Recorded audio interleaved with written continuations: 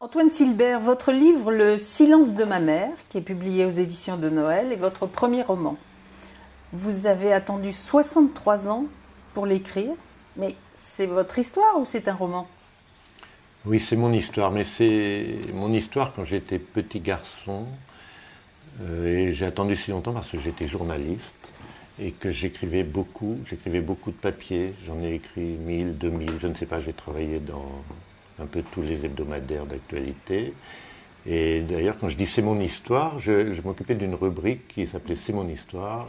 Dans elle, les quelques dernières années où j'ai exercé ce métier, j'interviewais des femmes. Là, je me suis dit, je vais m'interviewer moi-même.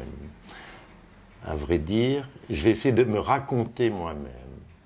Et j'ai essayé d'être le plus vrai, le plus juste possible et le plus près de la vérité. Alors, est-ce que c'est un roman, est-ce que c'est une histoire? C'est ce qu'on appelle un roman personnel ou un roman autobiographique, dont on a beaucoup d'exemples dans la littérature.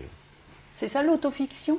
C'est ça, c'est Serge Loubrowski qui a inventé ce concept il y a 25 ou 30 ans maintenant, et c'est devenu non pas une école, mais une évolution de la littérature. Je ne voudrais pas dire que je fais de la littérature, mais mon livre se rapproche de ce genre-là, oui.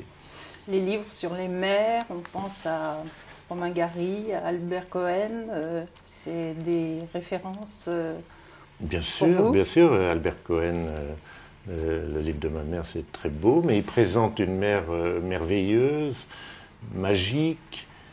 Romain Gary a une mer envahissante et également merveilleuse. C'est-à-dire, ce sont des mères qui adorent leur enfant. Je pense que le portrait que je fais de ma mère n'est pas du tout du même ordre. Je raconte mon histoire, l'histoire d'un petit garçon qui attend de sa mère qu'elle lui parle, qui est malheureux en face d'elle, qui l'adore et qui en même temps est incapable d'être heureux avec elle. Et pourquoi vous avez écrit ce livre alors? Je crois que parce que je ne pouvais pas dire ce que j'avais à dire, je ne pouvais pas parler comme elle ne parlait pas elle-même, et je crois qu'elle m'enfermait dans ce silence, et c'est pour ça que j'ai mis autant de temps aussi à pouvoir écrire ça.